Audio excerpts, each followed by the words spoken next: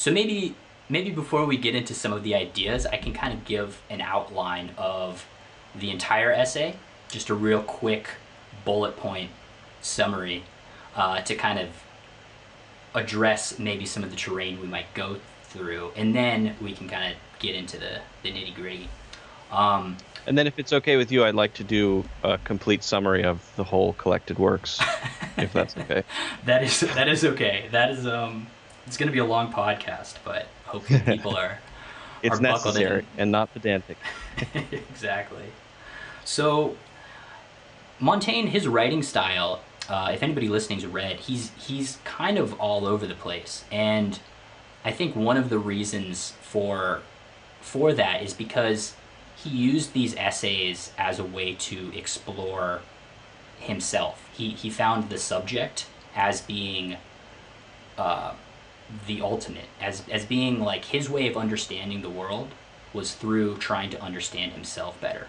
So some of these essays at times read like journal entries, and he even says in the introduction, the kind of like note to the reader, he has some quip about like basically these essays were for me and maybe some of my family members, and that like the general reader should not find any use from them.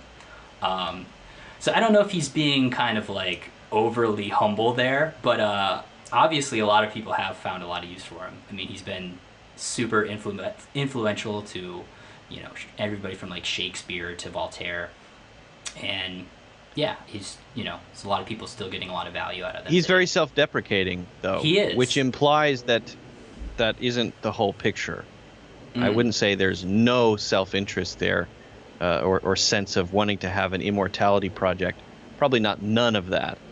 But I do think he wanted to leave a legacy for the people who knew him to understand him better.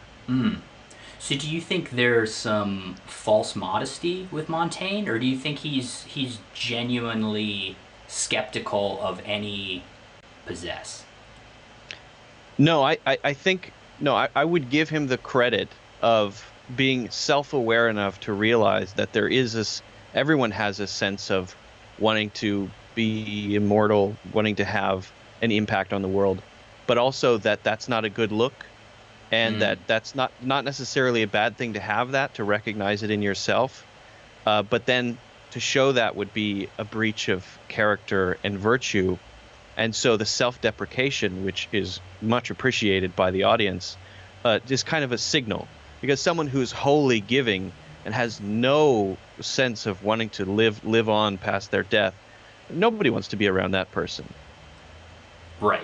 That's true. That's like someone who works goes to the Peace Corps, right? Just lunatics. Right. Well, and he says a few times in this essay, he talks a lot about stupid people and stupidity. Yeah. Which I think he's kind of implying there that he is not one of these stupid people. So I think he thinks at least highly of himself in the sense that, because he talks about stupid people as if he's not a member of that group. Is that with the how you read caveat it? though? Mm-hmm. Yes, but he's also trying to be as self-aware as possible to recognize that his hatred of stupid people and stupidity in general is a weakness. He says that very, very much up front. Right? I hate stupidity, but this is a flaw in my character that I'm going to now display and tell you about. Right. You're right. Yeah, he does say that, and that not being able to tolerate stupidity is itself a flaw. And he also says on along the lines of stupidity, something like the tragedy of it is the stupid people are the confident ones, and the smart people or the wise people are the ones who are kind of insecure in their beliefs. And part of that, he doesn't say this, but I'm thinking part of that is because, you know, if you're smart enough to realize how dumb you are, there is maybe some insecurity that comes with that, and that, like, you know, you've reached a level where you can see your limitations you can start to see how complex the world really is, how complex a lot of questions really are. And with that, yeah, you maybe lose some of that confidence. And he says to the onlookers, to other people, they see kind of like the stupid person who's like super self-assured, and they see the wise person who is less self-assured, and they just assume the stupid person is right or knows the answers. I think his take on stupidity is not it's fairly nuanced, I think, as well. It's not your standard definition of stupid, because he doesn't spend a lot of time attacking folk ideas. He talks about the example of superstition, and he suggests that these ideas are kind of ridiculous and silly, but he also says that I would like to entertain these things. It's better to hear them than to not hear them. What he's attacking as stupid is actually the pretense of intelligence by this class of people who want clout, who want to be recognized for being in a show of their discussions, who want to be seen as brilliant minds. In his mind, that's the important kind of stupid to attack. So I think there's a sort of nuanced thing where he's trying to do something by putting a label on that class of people, because I think that's mostly what he's trying to get at, is this pretentiousness, which he doesn't like. Yeah.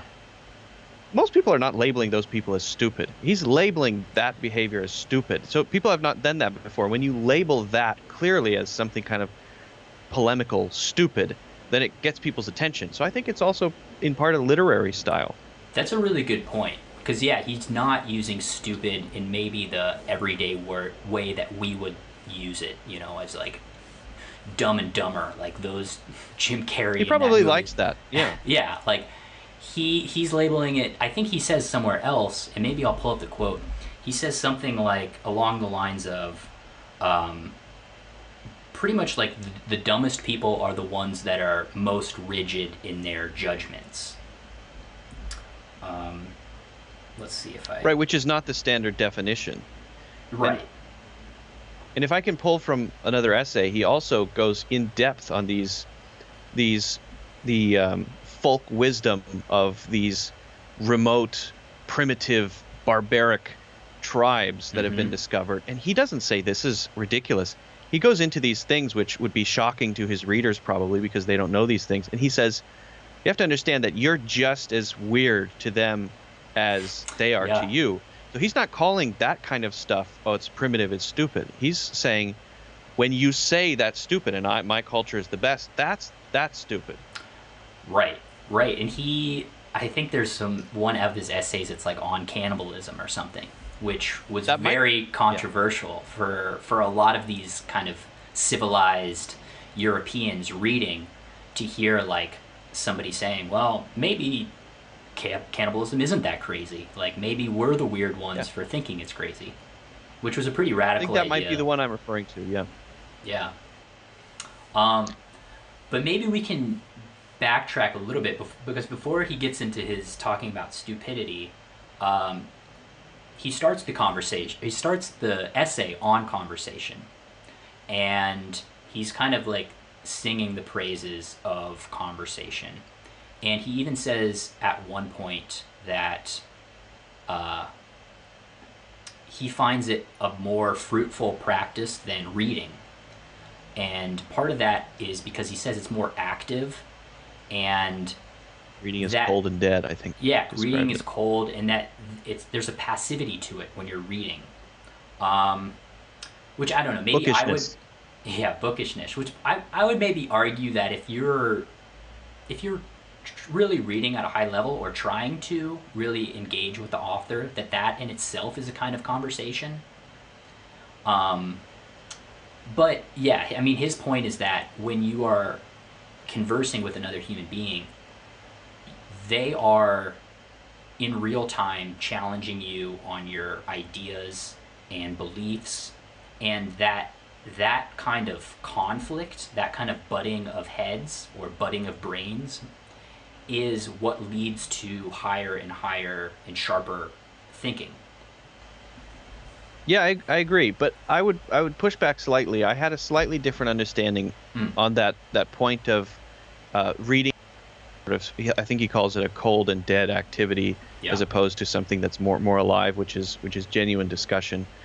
I think that he's doing something which is slightly more meta than just saying exactly what he means. He's doing something sort of rhetorical, because this is the guy who's quoting Cicero every 10 sentences, right? I Yeah. mean, he's obviously extremely well read. Right. He's dedicated his life to reading. Yeah.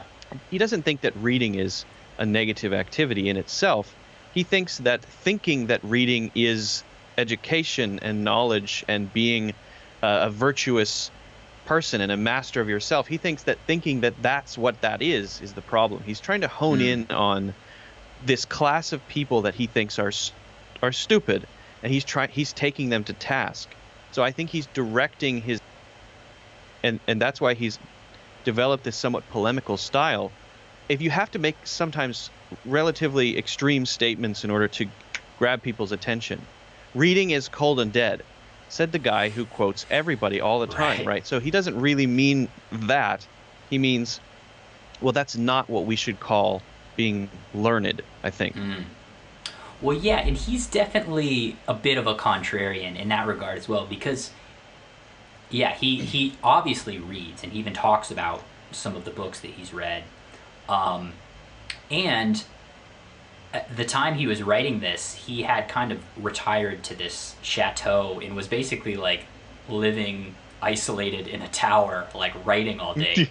So which is very pretentious in itself. Yeah, and it's ironic to write a essay about the importance of conversation as somebody who is living a bit like a hermit, at least at that stage of his life.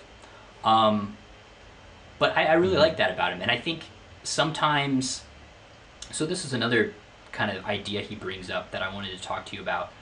He talks about kind of the importance of having conflict in a conversation, and that when there's too much agreement, just like two people just agreeing with each other about everything, or too much civility, he says, that the conversation gets stale and kind of falls flat. And so there are times where it seems like maybe he even takes a view that he doesn't agree with just to be a bit of a gadfly. And I know this is, knowing you, like I know this is something you do sometimes, where like if we're in a discussion or maybe like a group discussion, like if everybody is kind of agreeing too much, you might take a view that is contrary and maybe not always something that you agree with. Is that accurate? I think, yeah, I really think that's important, not just in discussions, but in work and in marriage, in friendship, to sort of let things float along and, oh, we're in agreement. But there are these little things that are constantly bubbling up, and I think it's good to just, if there's something that can disturb the waters a little bit, then it prevents things from going stale, and that provokes. That's why being polemical is often a good thing. It provokes something in the other person. So provoking something, I think, is doing this to critique this class of people, I think, but also to sort of challenge himself to explain his lifestyle. Because later on, and we'll get to it, there's another meta critique here, because he talks about when you don't like other people, when there's something you dislike in others, well, you're identifying something in yourself, right? Yeah. Right. So he's very very Jungian in that sense. He kind of nailed that. Well, he's talking about things he doesn't like, so he's obviously doing this as a critique of himself as well. Yeah. He's the learned class, that aspect of himself. No, that's a great point. Yeah, in that anytime you're right, there is a kind of meta thing happening where anytime he critiques something, by that logic, he is kind of critiquing that thing in himself. That's a really good observation. Well, yeah, maybe we could get into that more as well now. The idea of, because he talks a lot in this essay about both giving and receiving feedback, and critique. And yeah, that's one of the things that he says is that a lot of times when we critique somebody else, we are really just seeing a part of ourselves maybe that we don't like reflected back into them. I think here that kind of clarified my thinking on it a bit, because sometimes it's hard to know when you receive feedback from somebody, especially negative feedback, whether or not it is an accurate representation of you and something you're doing, or if it's just their own shit projected onto you. Right. Like if they're saying to you like, hey, you're a really shitty listener, or like like one thing I've been getting a lot lately is you're not good at providing empathy when I'm complaining. People tell you that? Yeah. You're Mr. Empathy. I don't know anyone who's more empathetic than you. You're the most empathetic person I've ever met. How could someone say that of you? Well, not when somebody's... I think probably not when somebody's complaining. Okay. Because I have a bit of a... I don't know. I have a bit of a... what's the word? I can be a bit of a devil's advocate. So if somebody's complaining to me about like their boss, a lot of times my go-to is just like, well, maybe their boss. maybe I'm like, maybe your boss isn't so bad. Maybe you're an asshole. And that's good. That doesn't always go over well. No, but I think that's probably a good thing. Yeah, as we were talking about, that sort of provocation, if it's done in the right spirit, if it's done in a genuine spirit of malice, it's definitely not a good thing, because you have the intention to wound. But if you're doing it to sort of shake things up a little bit, because consensus is the status quo, and as we reach a status quo, things settle, and then it starts to crack, right? I think it was Ezra Pound who said, the beauty of art is a brief gasp between two status quos. So that means something has to come in and smash something in order for the pieces to then collect into something new, in order for progress to be made. And that works on a social level, on a creative level, on an individual level, on the level of friendship. I mean, in alchemy, that's called the solve et coagula, where you have to dissolve something first, and then it comes back together in a different and better form. Yeah. Well, I guess in the local example of me kind of doing that, in that case with a friend, maybe it's not the time, because they're wanting and looking for empathy there. They're not kind of like looking to kind of like solve the problem or get a more nuanced understanding of the situation. Right. Which I think is the mistake that I made, which is like, oh, let me help you see it more clearly, or let me give you a more nuanced view. It's like, no, I want you to just tell me that my boss is horrible and like empathize with me. So just nod. Yeah, just nod and yes. Oh yes. I'm sorry to hear that. Yeah. You go. But he says, so this is the point he gets to is like, it's not enough to say when you're receiving the negative feedback, it's not enough to say, well, you do it too. He says, you should say, it doesn't matter if that person does it too. The fact that they're noticing it in you means you also do it. And that the reason they're able to see it in you is because you do it. So I guess before I had been thinking about like, all right, well, like, am I doing it, or is it just that they do it and they're projecting it into me? Whereas Montaigne would say, you guys are both doing it. And the reason that, your friend or whoever who's giving you the feedback is able to see it is because you guys are both doing it. So you should be kind of grateful that they're at least, he says something like, even if they're not able to uproot their own problems, they're at least able to address your own flaw. Yeah, it's like it's a very kind of subtle thought. It's sort of a way to, I think Montaigne is good at stepping back and looking at things from maybe not 10,000 feet, maybe 4,000 feet, and seeing things for what they are, which is that really what this is it's information traveling from one person to the other, but it's kind of, it's substrate independent. The information is valuable regardless of what's going on in that person, what's going on in me. If there's a grain of truth in it, then grab onto it and use it because you've received something valuable. If a serial killer tells you that you've got a mustard stain on your shirt, well, it came from a serial killer, but the mustard stain is there, so they told you something true. Yes, yeah. I like Jeffrey that. Dahmer once told me that. I was wearing a white shirt. He said, right before he got electrocuted, he said, you've got a mustard stain on your shirt. And I said, oh, thanks, Jeff. I appreciate that. That's And I good. got it And off. people said he was a bad guy. I know. He was helping you out. Redeeming quality. Yeah. Well, so that also brings up the point where he kind of says, because he was very much against kind of what we would think of as like a formalized debate, where there are two people who are both, supporting one side of an argument, who are both trying to win.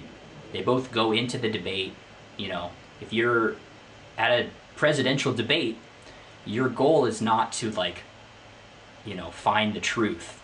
Your point is to beat your opponent with your argument. And the way Montaigne looks at it is both people in an ideal situation should not be trying to win the argument. They should both be trying to uncover the truth.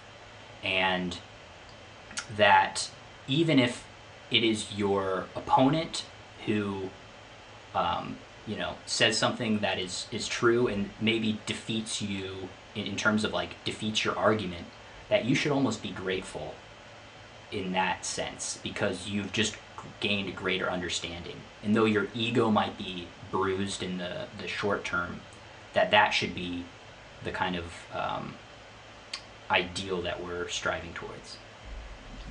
Well, and I think he ties that into his concept of genuine friendship, which is that, and Nietzsche says the same thing. Your best friend should be at times your enemy. You should be able to name your friend your enemy. And if you can't do that, how close are you really? If I can't say what you just said is the dumbest thing I've ever heard, and we remain friends, then what is this anyway? Because that means you don't care enough to tell me that. If you don't care enough to tell me that and you just don't say it, then are we friends? I don't know. So he appreciates that. But also, I think the other thing that he brings up there is when you're striving toward the truth, it's not truth like coming to some final conclusion or even consensus. It's that we have a mutual North Star. And the mutual North Star is the binding principle that directs our discourse. And we're kind of going back and forth, and we might say something that's not very nice or something that's not, it doesn't matter. We're trying to get towards something that we'll never reach, but that doesn't matter either because we have this unattainable North Star, which is the right sort of metric for, it's the right metric to strive toward to actually attain something. So it makes the conversation, the discourse itself, like an object. When it's about the conversation, when it's about the discourse, then you leave feeling that you understand something better. Not that, oh, thank God we both agree on that point. I mean, that's a ridiculous thing when you think about it. If you leave a meeting and everybody agrees, you don't feel good.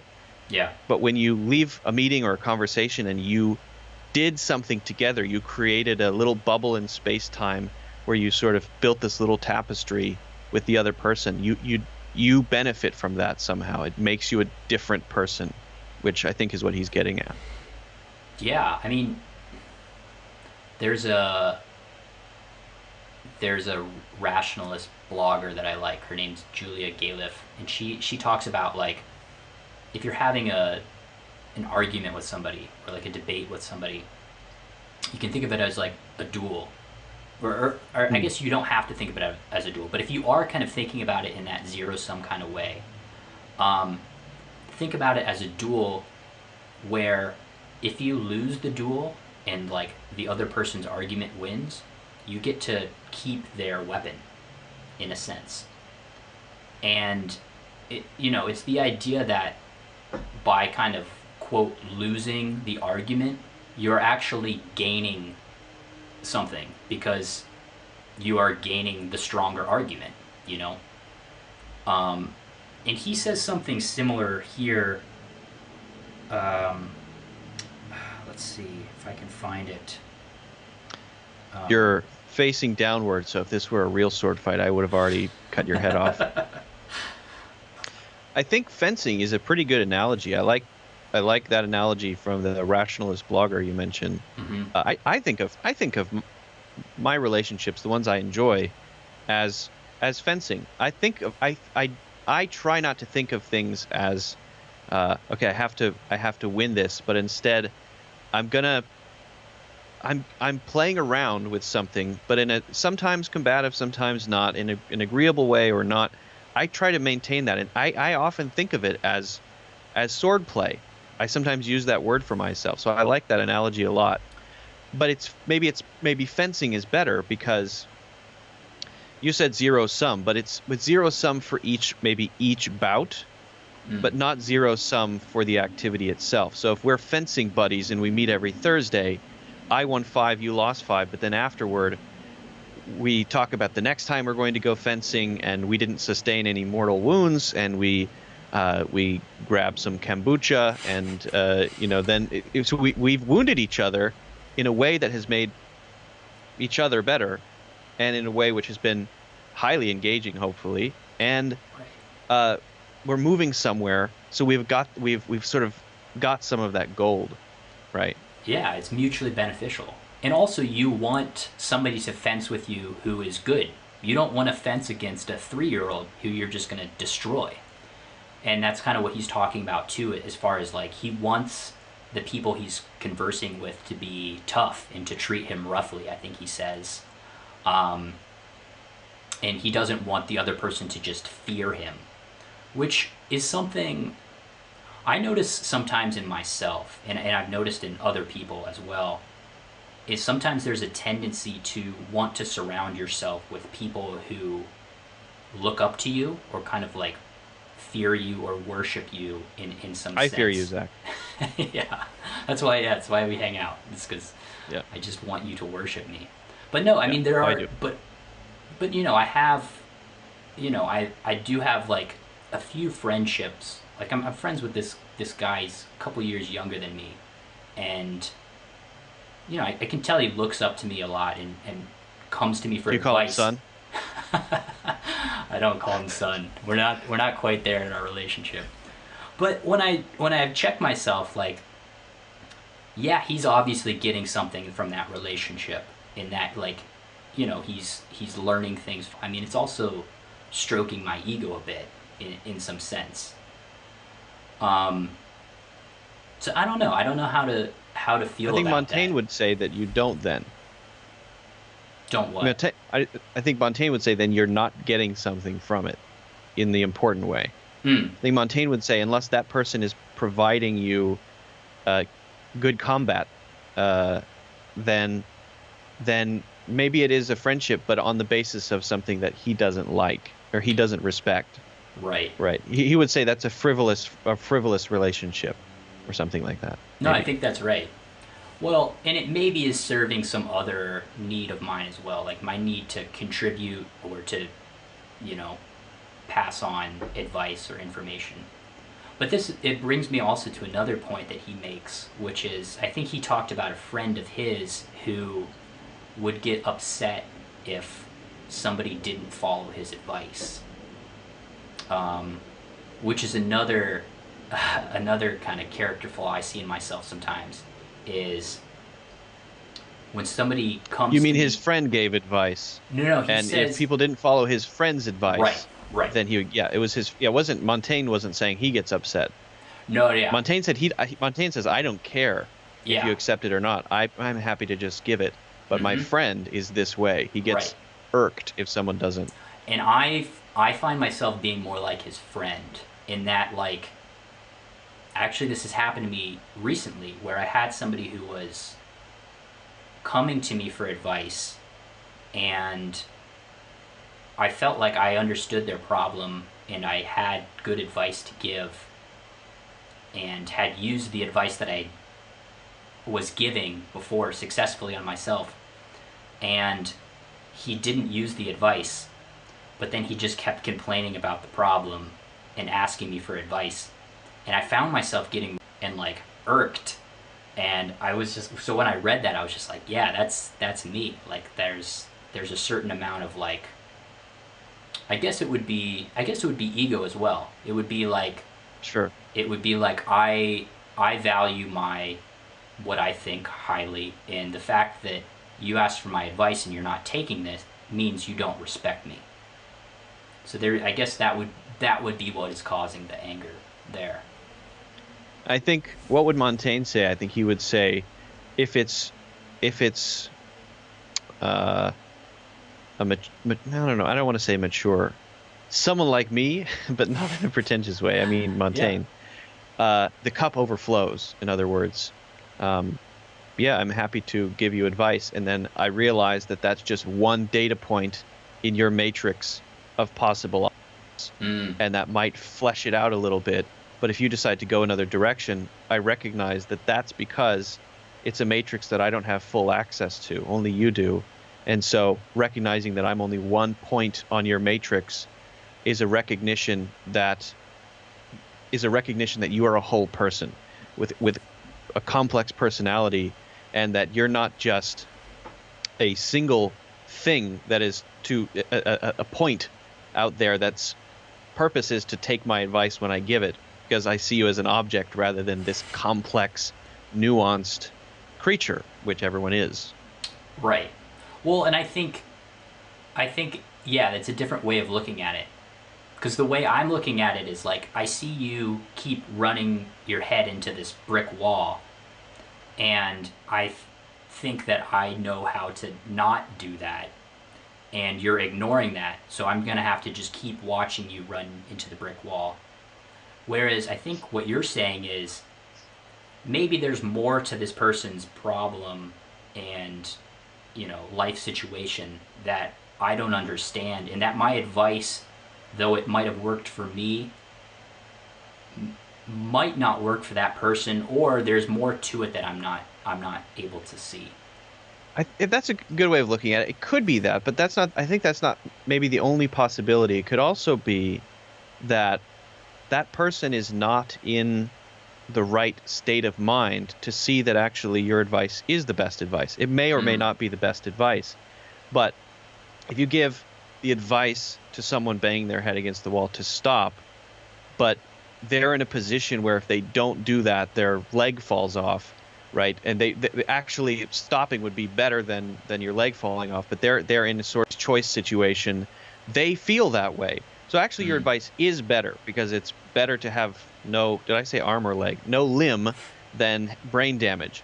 But it doesn't seem like that to them because they're a complex machine and you don't have act. Montaigne wants to say, don't worry about it. Do your best for your friends. Yeah. Give advice, be giving, and then leave it at that. But that doesn't mean you don't care. And that doesn't mean that your advice is bad if they don't take it as well. Right. Well, and I like what you said about it might be good advice, but they're not ready for it quite yet, or they haven't kind of like maybe reached their rock bottom yet, where they're ready to like listen and actually do something about it. Yeah, it could be that. And he says at the very beginning of the essay, he starts talking about how we can learn more from fools than we can from wise people. And that the wise have more to learn from the fools than the fools have to learn from the wise.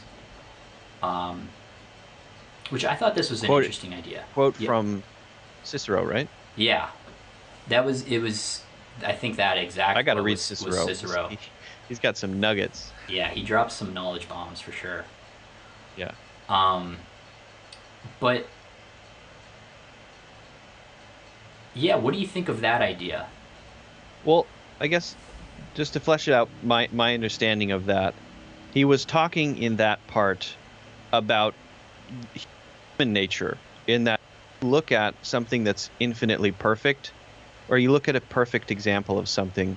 What you take from that perfect example might be something, but it doesn't have the impact of a negative example, and that a negative example actually provides you more insight and provides you maybe a better landscape for improving yourself. just by virtue of human nature, or the fact that it's a little bit more blatant, it's more obvious, right? Um, if you see uh, people walking over a glass floor that looks kind of maybe weak, like it could break, and then it does, and then a week later you hear about someone else doing that, then you might realize that happening to them, that's a terrible example that I gave, but that bad thing happening to them gives me better insight than if I were to see 10 million people do the right thing every time, because we're error detecting, edge case detecting organisms. And I'm sorry I keep mechanizing everything that I say, but we are error detecting organisms. We're pattern seeking by edge case. So we look for edge cases as a way to define the world, not looking for what's there to define the world. And so when we get a new edge case, it tells us something new, but when everything is status quo, then we don't really notice it. It's just kind of there, even if it's the perfect thing. And I think that makes a lot of sense. I mean, that's the reason, that's the theoretical purpose of the media. The purpose of the media is to sit on the edge. That's why all news is bad news, because they're on the edge trying to discover the problems. They don't report on everything that's fine, because that's not interesting, and it's actually not that instructive. In fact, it's kind of counterintuitive. We like to think that, if we look at Buddha and Jesus and Bob Dole, we can, we'll learn so many things. Maybe not, but not necessarily, unless they explain it very clearly and we're very receptive in the right frame of mind. It's a lot easier to see bad thing, not do that. Yeah, in that you're kind of learning from cautionary tales. You're kind of, you're watching your brother burn his hand on the stove and saying, okay, I'm not going to put my hand on the stove. But instead of all the times he didn't do that. Right. But I think it's a good analogy, or not even analogy, but good example to use the news. But I guess the opposite side of that would be something like a self-help book, or maybe even like, I don't know, I think of maybe the Tim Ferriss podcast, which is I'm going to interview all of these successful people and figure out all of the things that they did to lead to their success. And then the people listening are listening in order to, hear about what Arnold Schwarzenegger did and kind of maybe use some of his principles or tactics to get to the top. But you don't really have, or maybe you do and I just haven't heard of it, but you don't have a whole lot of podcasts where we're going to interview all of these people who really fucked up in their lives, and we're going to make a podcast interviewing them and figure out what they did. Soft white underbelly. Yeah. Well, so would you say there's something equally valuable to gain from studying the kind of, I don't want to say failures, but because that has connotations, but studying people who you don't want to end up like?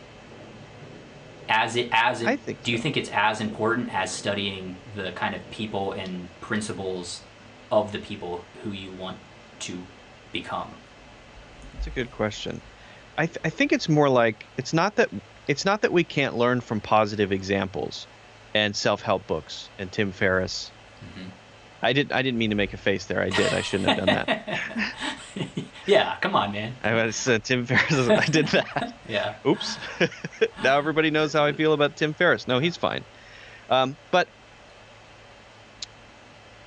those are oriented toward, if you just watch Tim Ferriss live his life, then you're not going to get it. He's creating a curriculum for you through interviews with these people to make it a little bit more accessible, so you can acquire it because it's been adapted to your understanding. Whereas if you just watch these people, it's hard to gain those insights just by watching their lives.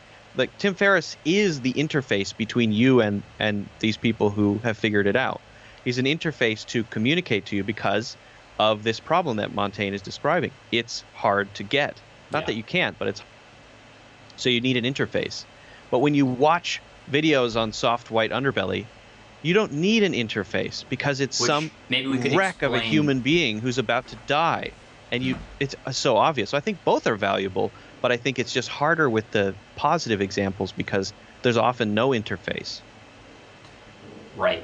I think. I don't In know. What do you think? Well, in soft white underbelly, for anybody listening is not familiar, is this photographer who kind of went around and interviewed a lot of the so-called maybe dregs of society, kind of people who society tends to frown upon. You know, pimps, prostitutes, drug addicts, murderers, rapists, pedophiles, and just kind of let the camera roll, let these people tell their story. Yeah. But going back Yeah. onto what you had said about kind of like the Tim Ferriss podcast, one of the things I think is hard to do when it comes to success stories is to determine what things led to that person's success Yeah, that's a good and point. what things were irrelevant. Like that person would have been successful had they not taken a cold shower every morning.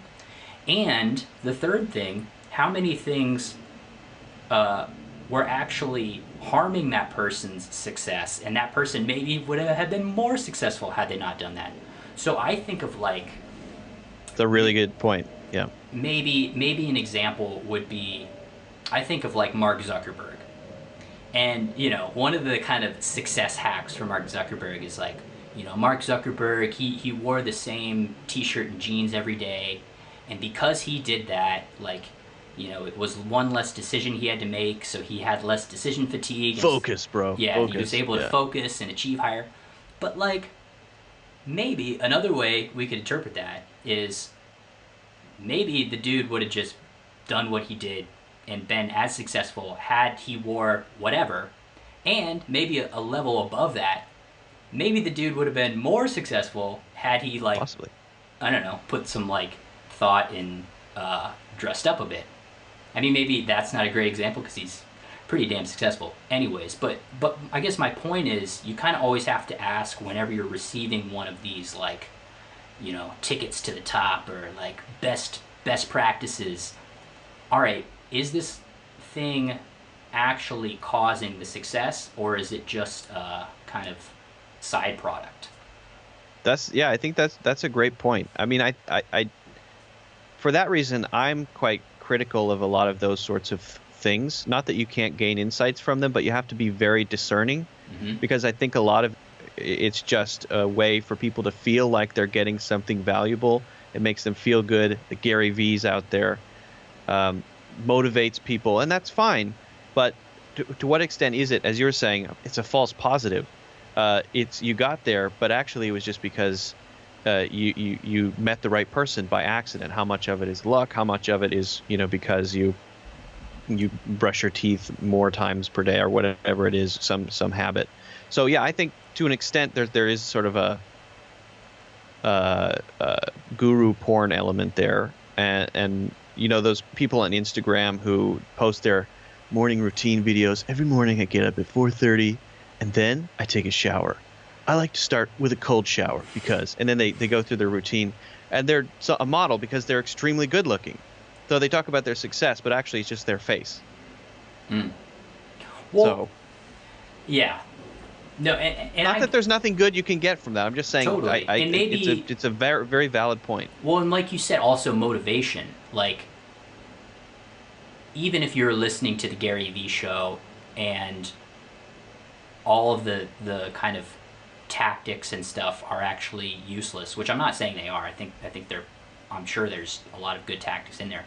But let's say they're all useless and none of that stuff actually contributes. You know, if you're still getting motivated and that's causing you to take action, then that in itself, I think, can have a positive benefit. So even if you don't listen to anything, you know, Gary Vee or Tim Ferriss or any of those guys say, but you just get fired up and that makes you, like, work real hard and start a business. I know for me that's some of the reason that I like listening to that kind of stuff, is because it fires me up. And I'm like, all right, I know I got to kind of do some grinding, like, today, I'm just gonna throw on Gary Vee because the dude fires me up, and Right. maybe I won't listen to everything that he's saying, but like, yeah, I can kind of feed off of that energy.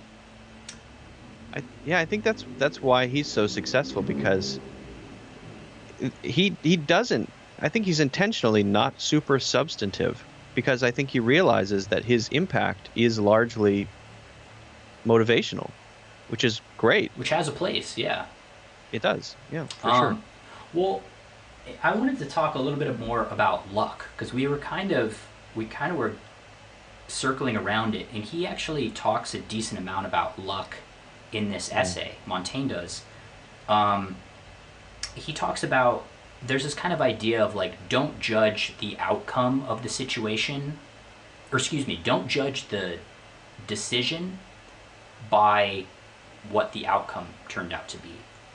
And he says we must not judge plans by results.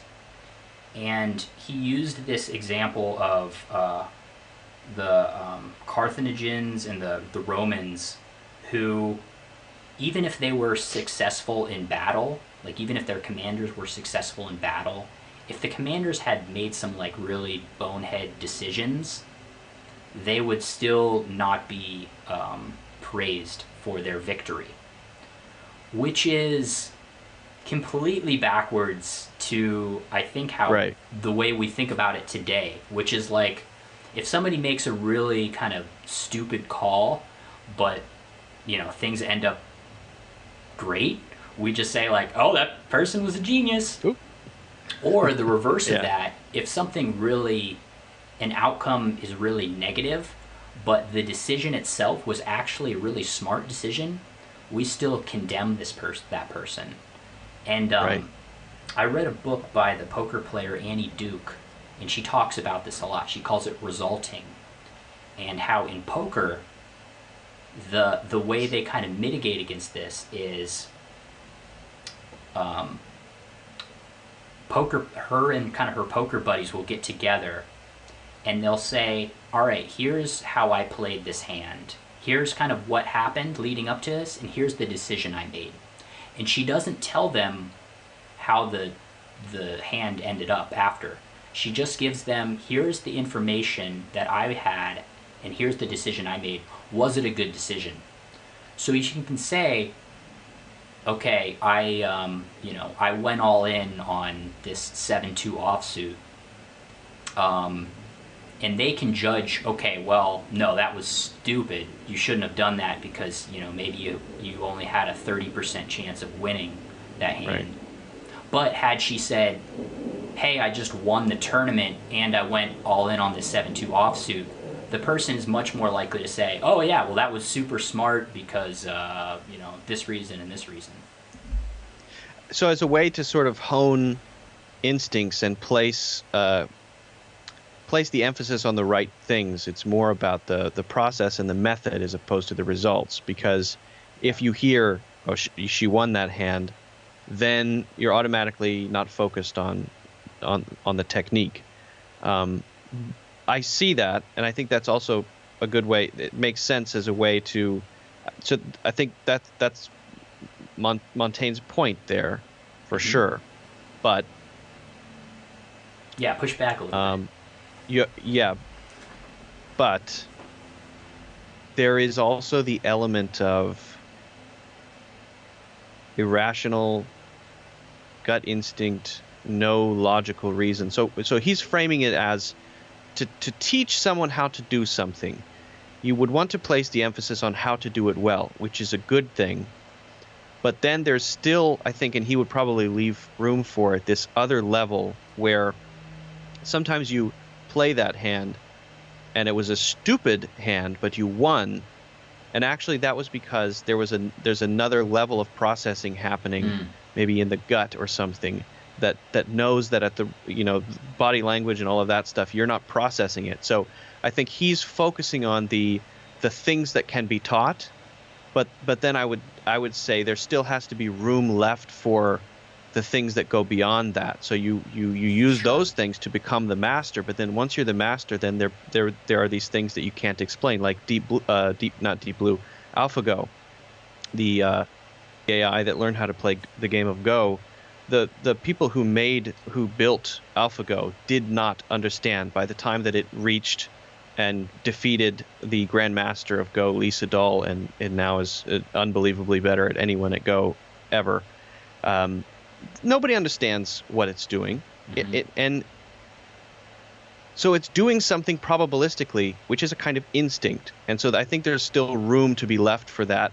And to my understanding of that part was, don't let results distract you from the soundness of a decision and the method, but not saying much more than that, right? If you're going to explain the battle, talk about the technique, don't focus on the results.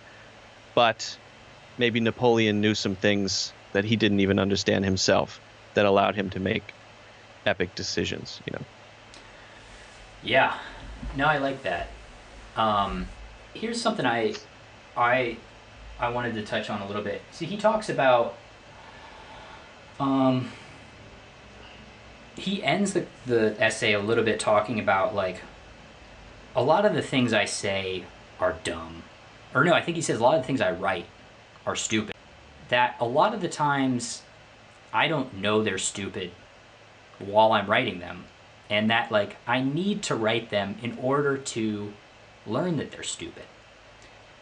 And that a lot of times, like, it's not even up for me, the thinker or the writer, to decide what is good and what is not. And that you can be somebody who, like, creates a masterpiece and doesn't even know it's a masterpiece. Or you can be somebody who thinks that what you just created, maybe it's art, maybe it's writing, is really profound.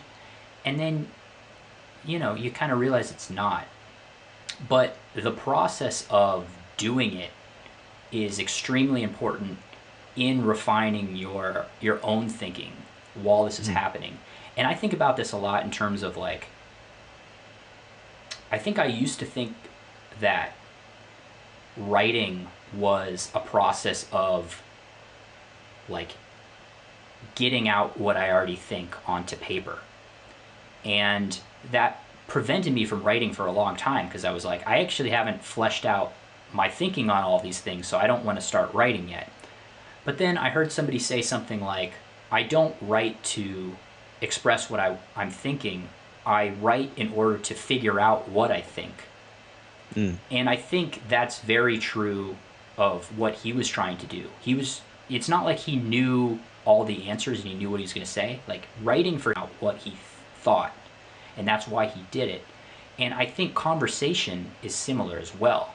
Yeah. I think while a lot of times we don't actually know our positions on a lot of things, and it isn't until we're actually, like, having a conversation with somebody and we're actually articulating it that we go, oh shit, I guess that's what I think about global warming. But, like, it had never actually coalesced into words. So I don't know, I had some more on that, but do you have some thoughts on that idea as well? Yeah, I think that you said well what he's trying to get at. It's this both conversation, saying things out loud, because I would include, because I make a lot of videos, just saying things out loud forces you to coalesce thoughts into ideas, as though when you think something, you think 70% of the thing that you think, and there's a mechanism in there that says, all right, we got that one, next. And it sort of tells you you're done, but it's not complete, because it's not fully formed. It's sort of like to make a software analogy, maybe you want to build the perfect app, so you spend a year building the perfect app and then launch it. That's usually a terrible idea, because you've finished a bunch of things that are shitty. Because when the users use them, that they don't like it. I don't care about that. I care about that, but you didn't focus on that. But when you put out a minimum viable product in 2 months, and then you get all kinds of feedback, the idea can reach completion. in a much more productive way.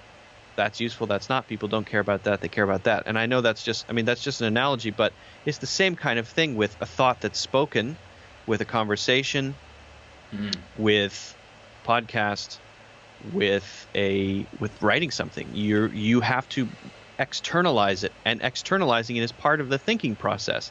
Well, we don't think about it that way. Right. We think of it as just getting it down on paper or getting it down on audio. But in reality, I got it in there. It's rattling around. Yeah. I just haven't put it down yet. I got it. Well, so, yeah, I mean, I love that. And I think this is an area where my own thinking has changed a lot. Because I think for most of my life, I have been one of these people that's like... But you didn't know that until you just said it just now. Right, yeah. Now we're getting meta. But yeah, so I used to be very much like, okay, until I've kind of completed it and got it where I want it in my head, I'm not going to put it out or, do anything. And now it's much more liberating to be like, my thinking is going to constantly be evolving and changing. And I actually read a foreword to a book the other day, and in the foreword the guy said something like, here are some essays that it was a book of essays, and the guy was like, a lot of the stuff I wrote in these essays I no longer believe. And he was not saying that in an ashamed way. He was almost saying it in a proud way, in that it was a good thing that his thinking had evolved. Yeah. Because I knew for me that was kind of a hang up for me, is that well shit, what if I publish something and then 2 years from now I totally disagree with what I wrote. And I think, well, I personally think that there's nothing wrong with that. And then actually, if you are growing as a thinker and a writer and just a person, that your thinking should constantly, puppeteer, your thinking should constantly be updating and changing. But there are so many incentives, at least in society today, that go completely against that. Yes. It could be if you're a politician and you say something 5 years ago and now you've learned new information and your thinking on it has changed. Well, now you're a flip-flopper and you can't be trusted, or you have a gotcha moment. Well, in 2010 you voted for this bill. There's every Luckily incentive. We're not all politicians, but you're right that society is optimized for finality at age 22. Yeah. Right. Well, and it's not just the political sphere. There's also the kind of gotcha moments and well, you tweeted this thing 10 years ago, or you said this thing on your Facebook thing, you said this racist tweet 20 years ago. And instead of saying, well, we should congratulate this person because they're no longer racist and they've changed a lot since they were a 16-year-old, we say, oh no, you wag our finger at you. So I don't know. You should still be doing blackface. Yeah, right. Well, how do we change the incentive structure so that somebody who used to post racist tweets and who no longer does is there's some kind of they're kind of praised for having changed their thinking and having grown as a thinker, instead of saying, well, you did this bad thing then, and therefore either you're a flip-flopper, or we're still going to judge you by what you thought 10 years ago. Well, I'm a nihilist, so so I can't expect any solutions. So it makes sense to me, and I think great thinkers tend to come to similar conclusions about certain things. And one of the things that great thinkers tend to arrive at is that the orientation has to be toward yourself, within yourself. That wanting society to change, trying to change it, make it change, is assumption number one incorrect. It's actually, maybe it will change, but it has to start from yourself. So be like Montaigne, say what you want to say, but do it because you want to explore yourself and understand yourself and improve by virtue of your deep curiosity for life and ideas and improvement, as opposed to, geez, if I write all of this stuff, maybe the world will change or maybe people will change. I think the rabble will remain the rabble. That's maybe nihilistic, but that the collections of people, especially as they grow, decrease in fidelity over time. So that's why pop things tend to be less good, because they need to appeal to more people. So the broader the group, the lower the resolution of the individual thing. So the individual gets reduced to a pixel, and that's why there's no room for nuance, because it doesn't have the and I apologize for all the technical analogies, this is stupid, but all of the human culture, especially as it grows, internet culture, we're connected to more and more people, there's less and less room for nuance and higher resolution within the individual. So we each become a single pixel, and we're either a black pixel or a white pixel, or we are that thing, and we need to be that thing, because the society can't handle each person being a oscillating little quantum thing on its own. But each individual can be that for themselves, and maybe that ripples outward and has an effect, or causes changes in society, or pulls the zeitgeist one way or the other. But it starts with the individual, and Buddhism says that, and Montaigne says that, and Nietzsche says that, and Jung says that, and many religious thinkers say that. I mean, that's what people come to. I think that would be my answer to it, right? Yeah. Well, I like that, and I think that ties into, like, we need to have safe spaces, because I'm not. Yeah. We need to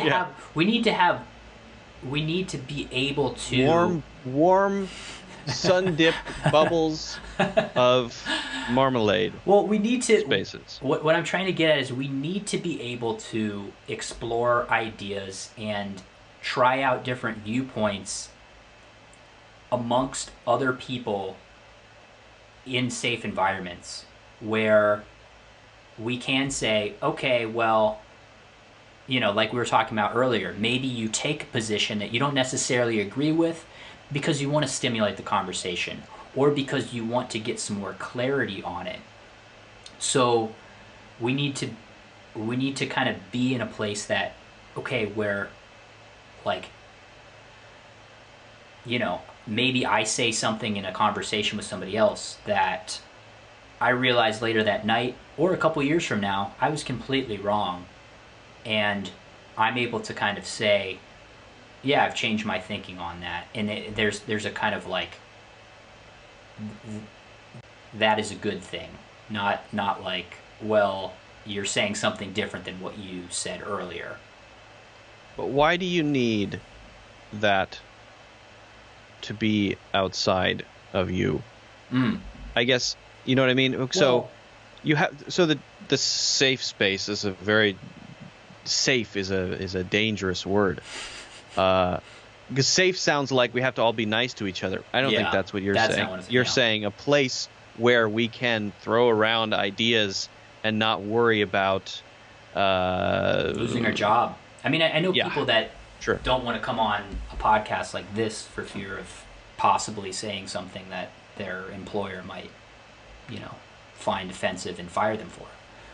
Oh, I'm hoping to get fired for this one.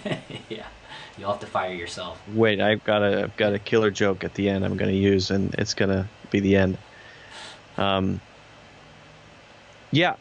I agree with you. I think that's what you're saying, a place where play can happen. Place for play. A playpen. Playpen is a better word than safe space. Yeah, sandbox. Playpen, is that one word or is that two words? I don't know. Playpen. I think that's one word. Or is it hyphenated? Playpen. I think it's one word. But then your playpen, your sandbox may shift over time as you continue to progress.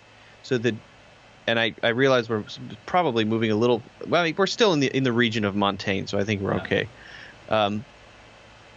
As you develop, if you bind yourself to a specific set or a specific playpen, then you get locked within it because you saw that group or that playpen as the one where you belong, and you integrate it as a group into your identity as yourself.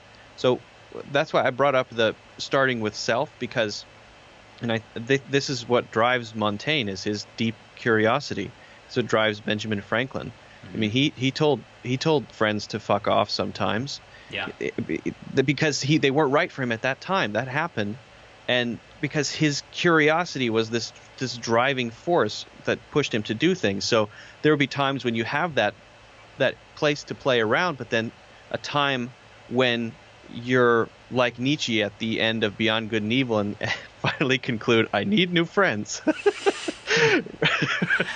So because the impetus is inside, and that sounds mystical and Eastern, but I think ultimately it's a simple idea, is that what's the driving thing, core within you that makes you always push, play, follow curiosity, and use that space when it's useful, but then know when to move on as well, Yeah. No, I like that a lot. I think that might be a good note to end on as well. Well, I would say you made a very poor choice of guest, but an excellent choice of essay. It's a fantastic essay, and I'm very glad you chose it. I'm very glad you've recommended Montaigne, because I'm going to continue reading the collection. It's really good. Thanks, man. Yeah, get on that Montaigne train. Thanks for listening to Unpacking Ideas. If you got some value out of this episode, please share it with a friend or scroll down and give us a 5-star review. It's just a little click, but it really helps the podcast grow. Next week, we'll be looking at On Anger by Seneca. So if you'd like to read along with us, that's what we'll be doing. And if you'd like to get in touch with me, you can do that by visiting zachstehura.com. That's ZACHSTEHURA. And if you'd like to hear more from my guest, go over and check out his podcast. It's called The Fractal. Really cool movie podcast where they break down all the different symbolism that's hidden in movies. All right, I think that's it. We'll see you next week.